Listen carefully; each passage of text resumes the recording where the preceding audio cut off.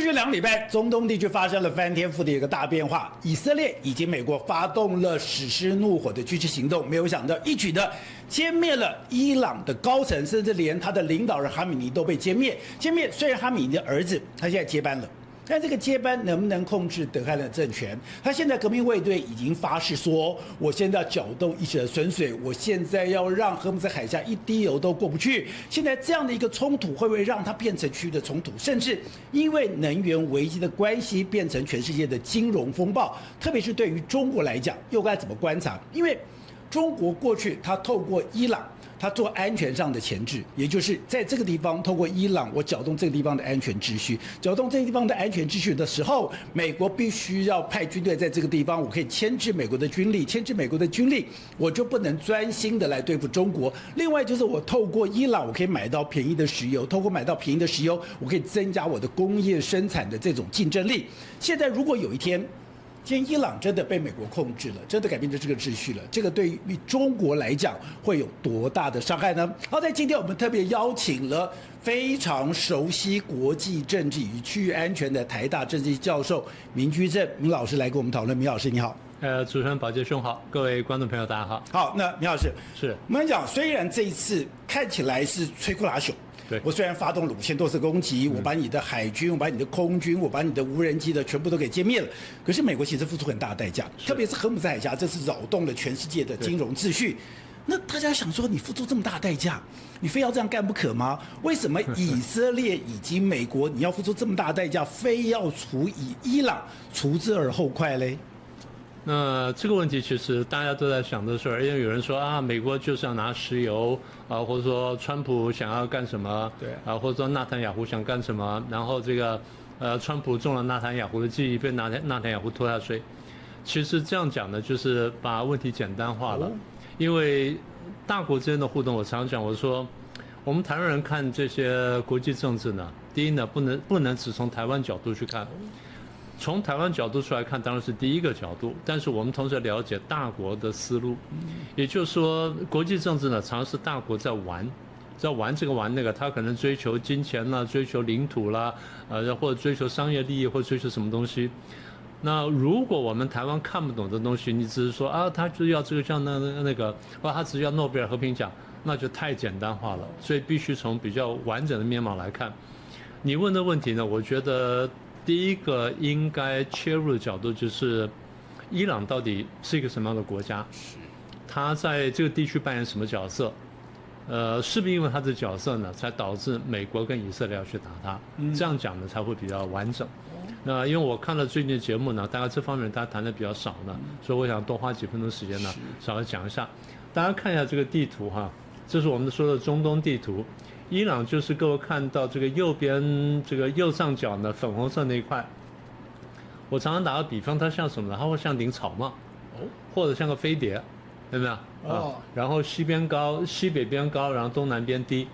它是一个非常大的国家，它面积呢大概166万平方公里，164还是166，跟新疆几乎一样大。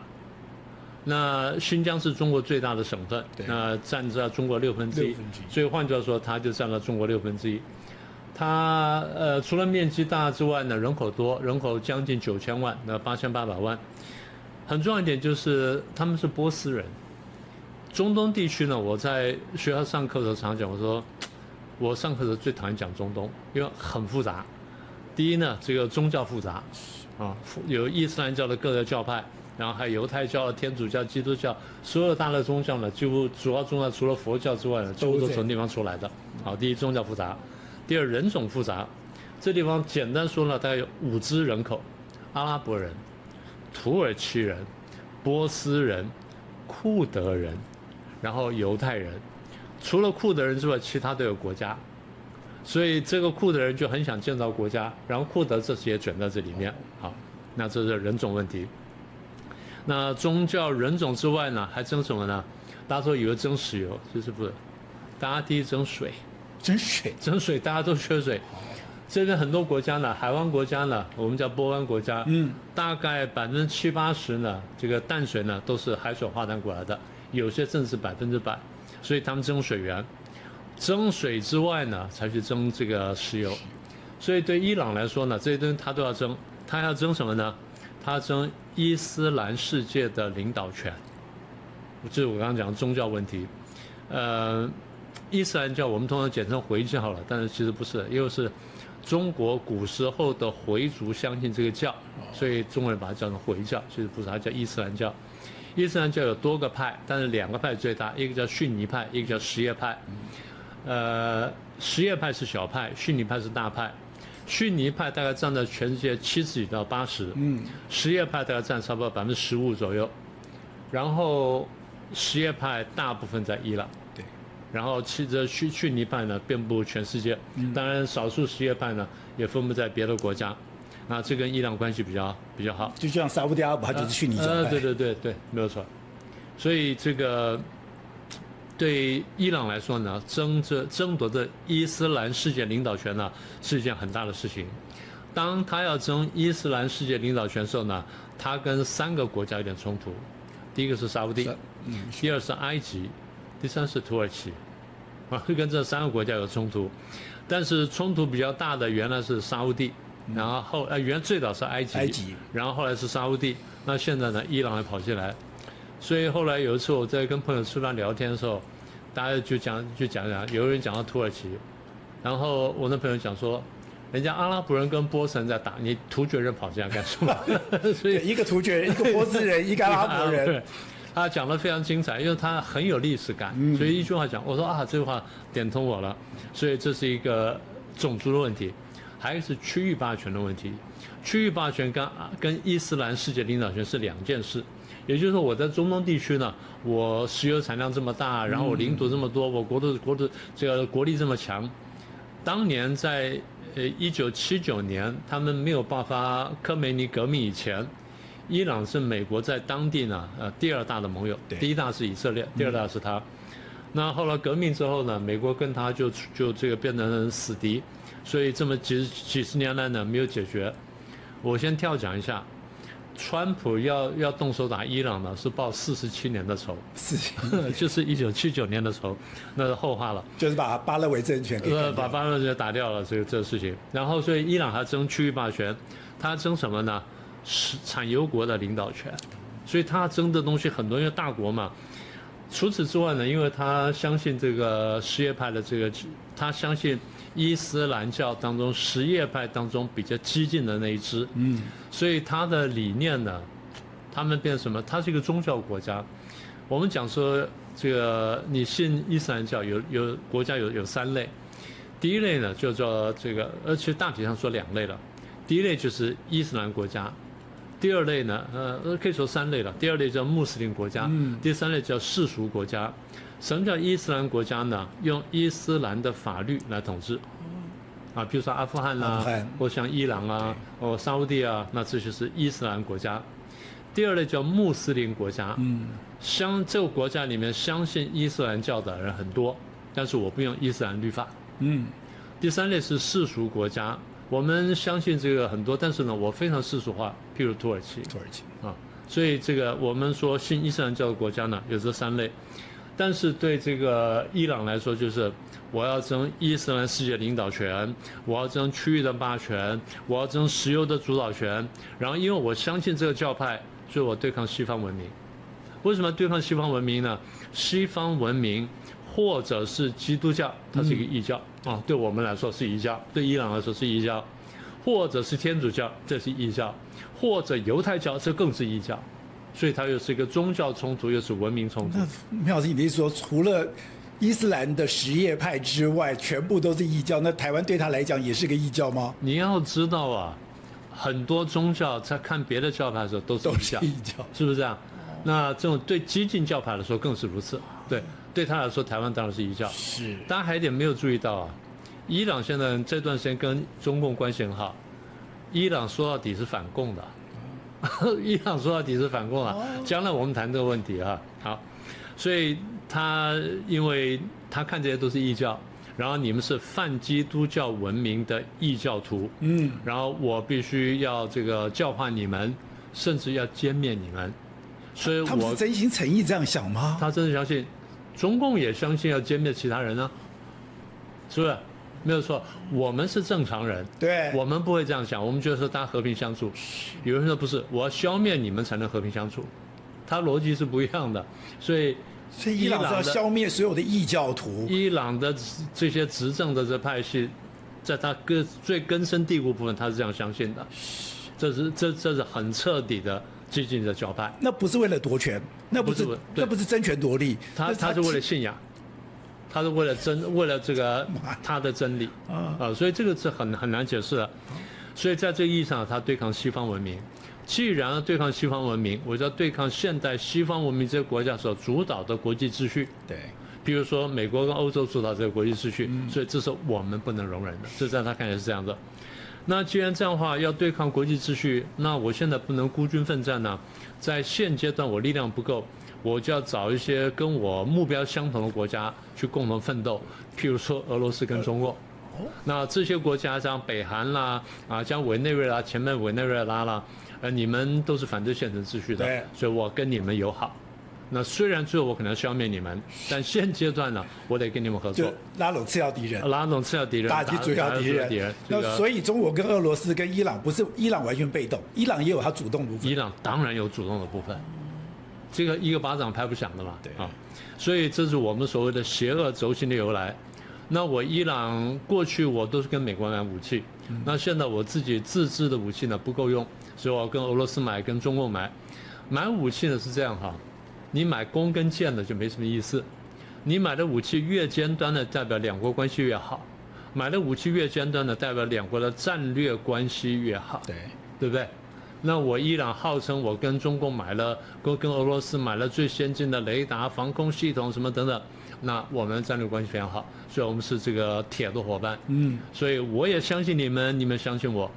那对，妙这边我要插个嘴是，比如说。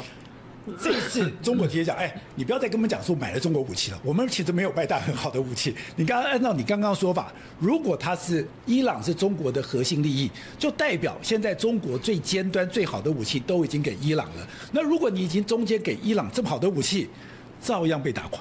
对，这就是中国现在很尴尬的地方，就是你刚刚说的，你不要说我卖了很好武器给你，我只卖一般东西给你，他只能这样讲。但是理论上，那个俄国不是号称卖了 S300跟 S400给他们，对不对？那中国也说我卖了什么 JY 什么给你啊，什么10啊什么等等，也都讲了半天。那这次呢被打得很惨，这个有机会我们再详细说。所以现在伊朗呢，他做这事情，那伊朗为了达到刚才的目标，争夺这霸权呢。那我一个人做也不行，所以我扶植地方上的力量。也门，他扶植了几个力量。第一是真主党，在黎巴嫩南边的真主党；第二是在我们这底下也门角上的那个胡提组织，台湾翻译作胡塞组织；再一个就是前几年打了这个以色列的那个哈马斯，那这三个是最主力。其他在什么叙利亚啦跟伊拉克里面呢，都有什叶派，他也支持他们。另外还有这个其他地方，像巴基斯坦里面或阿富汗里面呢，也有一些什叶派呢还支持他们。但是那三个最主要，真主党、哈马斯跟胡提，台湾翻译作胡塞组织，这些呢，我不但给你钱，然后我给你武器，我还给你一些技术跟人才等等。所以伊朗在做这些事情。那么你刚刚讲的一句话就很重要了。中共跟俄罗斯呢也要对抗美国，也要对抗欧洲，所以呢我们要帮助伊朗来做这件事情。所以换句话说，伊朗呢它不只是被动的，它还主动的跟中共跟俄罗斯做的事情，所以双方呢一拍即合。那么也就是中共、俄罗斯、伊朗等等组成了一个在北韩了等等邪恶轴心，组成邪恶轴心去对抗这个现存的国际秩序，对抗欧美国家。所以最后我们可能会谈一下这个问题，就是台湾到底站在哪里？对。那么也就是说，这个我现在把伊朗的角色讲清楚之后呢，大家就比较了解。对。那么这次美国跟以色列为什么要去打？对，除之而后快，要打这个伊朗，而且伊朗讲得很清楚啊。伊朗在当地呢，当然他要跟沙烏地竞争，要跟埃及竞争，要跟土耳其竞争。但伊朗说，我现在在当地，我最恨是以色列，为什么呢？他是犹太复国主义者，他是异教徒。他是异教徒，所以这个是我必须歼灭的对象。那么他要歼灭他呢，他又做了很多努力。他除了这个买各种各样武器之外，最后的杀手就是我必须建造我的核子武器。那我要建造核子武器，我就开始努力。伊朗是，所以他的核子武器是专门要对付以色列的。基本上对付以色列，但也要自保的。所以这个我们将来讲到北韩时，我们可以再讲到这一块。所以他做这些事情的时候呢，然后他跟中国搞“一带一路”，那“一带一路”变成“一带一路”走到这里，再走到土耳其，再进到欧洲呢，就变成这个桥头堡。所以他在这里呢，既想扮演区域霸主的角色，然后又扮演了俄罗斯跟中共在地区的这个助力或者节点。那么在美中对抗情况下，或者美俄对抗情况下，那伊朗就变成非打不可的目标。那问题是只达到什么程度，然后什么时候打？那现在以色列跟美国已经谈定之后呢，出手打了，那双方就看这往下呢怎么打法。那现在以色列这样讲的，这次扮演重要角色是以色列，特别是哈米尼的那个飞弹，30几枚的飞弹炸他的这个区域里面，就是以色列干的。对。可是伊朗毕竟这么大，它的其他的科学基础其实也非常的强，其实还不错，其实很强。对。那我们就非常好奇是，那以色列到底这样？你到底只是因为之前被杀戮，你的泄愤，还是说你真的想要把它政权改变？你可以做到政权改变吗？如果你做不到政权改变，然后这个地方弄得这么混乱，那对于以色列的安全不就没完没了吗？那当然是了。可是对以色列来说，它本来就是百战立国的。以色列在1948年刚刚建国没几天就被打，百战。然后打完之后，他第一打就打赢了，他这个建国战争。然后打了什么这个苏伊士运河之战啦，然后又打了什么6日战争啦，然后又打了什么这个什么 Yom Kippur War， 我们叫做赎罪日战争啦，然后又打了这个打了这个黎巴嫩了等等，所以以色列在这个之前呢是5战5胜，打得非常惊人，因为对以色列人来说，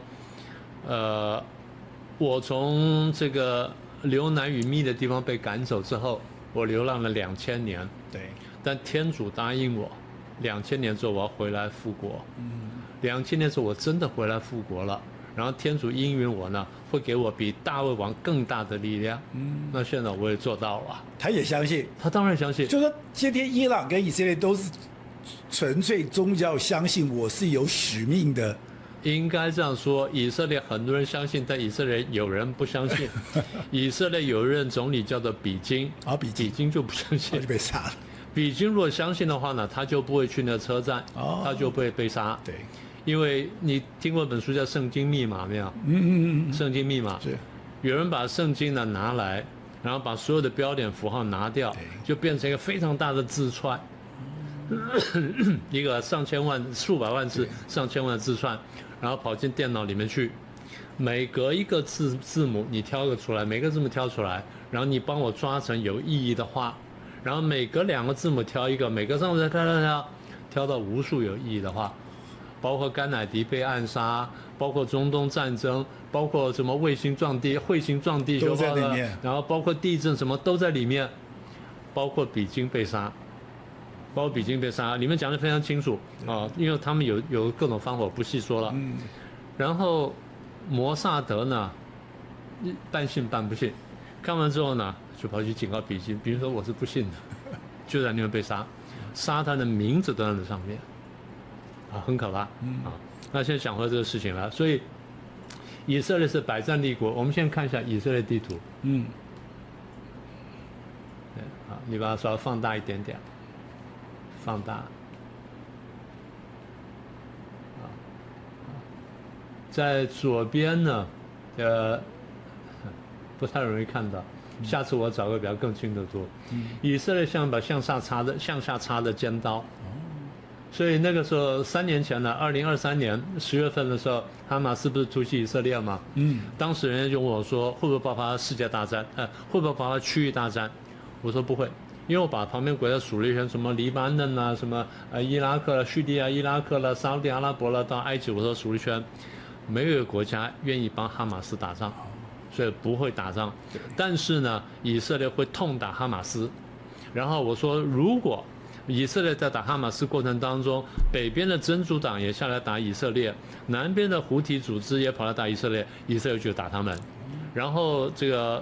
如果要打得好，我说真主党会打得很惨。那人家问我说为什么？我因为他们接壤，所以打得非常惨。那打胡提呢？因为双方不接壤，所以双方会远程相攻。我最后问题要不要闹大呢？就要看伊朗要不要介入。我在2023年10月中旬讲的话，对，我如果伊朗介入的话，就打得很凶。那我的现阶段我只看见伊朗跟以色列最多用远程飞弹互攻，对，那是我是2023年讲的话。所以这样讲完之后，我说真正会进来打的一个是真主党，一个是胡提组织。等到这个纳坦雅胡打哈马斯打得差不多的时候，那大家说他会不会打真主党？我说我还不确定啊，就啪一下，不是什么传呼机爆炸吗？很多人的肾脏都炸掉了嘛，然后炸死了很多人，一举杀了3000人。一举杀了3000人，你说这次杀了伊朗40几个，以色列说这什么了不起？我杀真主党杀3000个，然后一个下午3点多钟，啪就爆了。而且同样，他们要把真主党的领袖也是用这种钻地弹一枚一枚把你炸掉。对，就这样解决掉了。所以打了真主党，当然真主党其实真的还是很强。真主党大概是这几个当中呢，大概是军事实力最强的部队。他们号称10万人，但是他4、5万跑不掉，而且装备非常精良，有重装备，所以可能以色列打他会再打凶一点点。当然现在被打得很惨，所以胡提跟以色列就在远距攻击。那打到最后呢，我就问一个问题：如果以色列当然知道了，如果我都看懂了，以色列一定看懂了，就是真主党打我，然后这个哈马斯打我，胡提打我，都是伊朗在背后，我要不要打伊朗？就剩下这个问题，要不要打伊朗？那我的判断就是，如果说伊朗对以色列威胁再大一点的话，以色列要打伊朗。那最后这个威胁的大小怎么判断呢？你做不做核武器？所以当以色列发现伊朗真的在做核武器的时候呢，我就必须打它。其实大家可能没有注意到，我们先倒回头讲一下，大概过去的20年内，以色列杀了好多个伊朗科学家。对，你这个你知道的。伊朗科学家，伊朗跟伊拉克科学家在国际上开会的时候，回到这个5星级大饭店，在他那个在他那个顶级的那套房的那边，他在看电脑，突然他桌子爆炸了。我觉得最精彩是一个在伊朗的境内，然后他的所谓的核能教父跟他的太太坐了一辆车，就以色列放了一台车，上面有他的监控的这个所谓的机关枪，就那个车子过去了以后，他居然可以精准的瞄准那个核能教父的位置，然后就直接用机关枪打他的位置，他太太没事。就好像一枪打穿，对，直接在车子里面把那个核能教父给打死掉。对。太可怕了。对，另外一个是在这个5星级饭店的那个顶楼，那个总统套房里面桌子爆炸炸死的。那为什么呢？因为以色列知道这个科学家呢，每次去开会都住那一个房间，所以摩萨德特工就跑进去，就研究了半天，决定用桌子杀他，然后就把那桌子呢整个仿制了一片，就做了一个一模一样的桌子，就送进去，然后这边旁边一圈炸药。最后，然后神不知鬼不觉，对，神不知鬼不觉，然后这个科学家前面打电脑，突然桌子爆炸，就炸死了。他杀了非常多。听说我一个朋友呢，听了我朋友讲，不知道真的假的，吹牛的。6、7年前，他不知道怎么认得以色列一个特工，就聊起什么事情来。那意思说，哎呀，我们很厉害了，你们台湾电话我都能监听了。台湾电话？他说他怎么可能？不信你随便给我你台北朋友电话，他就给了。他不然好像几秒钟之内，对吧？你看他在那边讲话，6、7年前了，不是现在啊。那他连我的电话，连你的电话都可以监听，只要我可能不，你会，因为你比较有名，监听你。就号码你只要掌握号码就有了。对。所以因为这样，以色列就决定必须打伊朗。那大家现在问说啊，以色列打伊朗，阿拉伯国家会不会生气？不会的。第一，人种不一样；第二，宗教不一样；第三呢，你伊朗长期在这边搞鬼，我们大家已经恨得不得了了。因为大家都世俗化了，只有你还在。我们相当程度世俗化了，只有你还这么激进，所以我们受不了。而且你在这边搞事儿，所以以色列打你呢，那是刚好。对，那大家基本上会叫一叫骂一骂，但是口惠而实不至。那至于你刚刚问说以色列战略目标是什么呢？我觉得上中下3层。上层就是我最好打到伊朗的政权更迭，你换一个不那么激进的人上来，对，然后换一个比较平和的，甚至跟世俗化人上来。那你的意思说是要把革命卫队整个摧毁吗？就是不再是革命卫队的人？不是革命卫队支持人，或者说革命卫队你自己本身也要转化。这个伊朗的情况将来我们再说，因为它有2支主要的军队，一支是正规军，一支是革命卫队，但是革命卫队的角色跟影响力远远大于正规军，将来我们再说。所以第一是政权更迭，然后这个对我不再构成威胁。中程目标就是，如果政权不能更迭的话，我要废掉你的核子计划，我把你浓缩铀拿走什么的。但问题是这样啊，你可以把现成的铀拿走，但是你没有办法把它的技术跟科学家全部拿光。对，这个东西将来它反正不断会产出的。然后我以色列还要截断你伊朗对外援助的能力，因为你帮助了什么真主党啦、哈马斯啦跟胡提打我，你帮助这些人打我，那我要把你援助他能力打掉，那这样我安全一点的。那这是中程目标。那下层目标就是我至少把你的飞弹能力跟这个无人机能力打掉，但这个我觉得以色列大概不会只停留在这里，它至少要中程以上目标。你至少把你的核制造能力拿掉，不然他这样在就没有意义了。对，一定要一劳永逸。那如果好，您刚刚提到就是说以色列当然有上中层，最好就是你的革命卫队垮掉，你变成一个更世俗化的，那最好是你有波斯人这些过去的这个巴勒维的这些领导的这些人回来，要不然就是你的核设施，要不然就是那个最糟的就是你只是把现状改变而已。但是现在伊朗能够抵抗吗？伊朗现在海军没了，空军没了，你现在已经被这个大规模的轰炸，现在伊朗还有谈判的筹码吗？他的革命卫队，特别是他那个最宗教的那个最宗教核心的那群人，他还能够维护他的政权吗？我觉得有点危险，因为现在就是我们当然期望就是伊朗能够世俗化。伊朗在1979年以前呢，其实某种程度相当世俗化的了。那个巴勒维在执政的后期的时候呢，他已经放得比较开。但巴勒维开头的时候当然也比较高压，后期放得比较开。你看见那时候伊朗的女生呢，不用戴头巾上街，然后可以打扮得花枝招展，可以开车，可以上学校，然后可以出国读书，然后可以上网，可以做这些事情。所以也就是说，伊朗那时候已经相当的世俗化。到1979年巴勒维革命，1979年的科梅尼革命之后呢，这个情势又转回来了。所以对伊朗这些知识分子来说，很多是希望回到巴勒维的时代，不一定迎接巴勒维回来，但希望回到那个时代。所以伊朗里面现在是2支力量在冲突。那么打完之后，就这次打完之后，我一看我说，伊朗现在社会是分裂的。所以现在以色列跟这个美国呢，都希望说让伊朗呢能够再继续分裂，然后能够有暴动或起义，然后推翻现政权。但是就像你刚刚所说的，伊朗的现在的现政权呢，基本上不管这个穆杰塔巴，也就是这个哈梅内伊的儿子呢，接不接得下来，不管他接不接下来，现在看起来革命卫队还有一定的实力。他们现在支持穆杰塔巴，然后至少就是他想说，第一我要活下来，我们要活下来，革命卫队不能完全被歼灭，然后我希望我能够保有我的东西，然后越多越好。那您的意思说，现在是革命卫队的最后殊死战？差不多，就是他就是革命卫队及穆杰塔巴这一支力量的最后殊死战。他们能活下来最好，然后不行的话，最好看看想不能够争取更多的谈判空间。所以这样大家就说啊，怎么最近这个伊朗到处乱打，他打以色列我们可以理解，打美国我们可以理解，哎，他怎么打这个阿联酋，打沙烏地，打这个打卡达，打科威特，然后打到这个不小心打到什么约旦啦、亚塞拜然啦、跟塞浦路斯等等。伊朗说这些都有，或者是美国的基地，或者说英国的基地啊。那不好意思，有时候我没打准了，那就打到旁边了。但我打这个地方，那这些国家都很生气。这些国家说，我们过去帮你忙，就现在你这个恩将仇报，居然这不分青红皂白，也没有不分青红皂白。坦白讲，他现在打的真的大部分都是军事设施，他打了一小部分炼油设施，但是打的不算多。大家说打炼油设施问题就大了，不是？打炼油设施问题还不是最大的，打海水淡化设施才是最大的。因为打了海水淡化之后，大家明天都不要活。